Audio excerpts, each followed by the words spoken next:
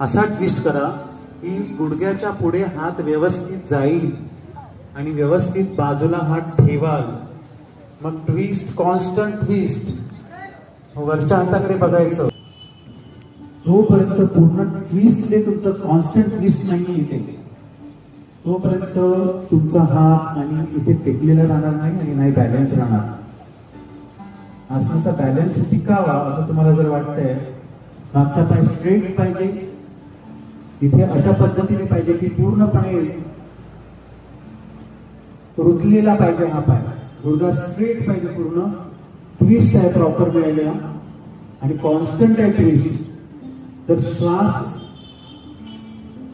जास्त घेतला किंवा कमी घेतला, पुढे सोडला तर हा ट्विस्ट सुटणार आहे.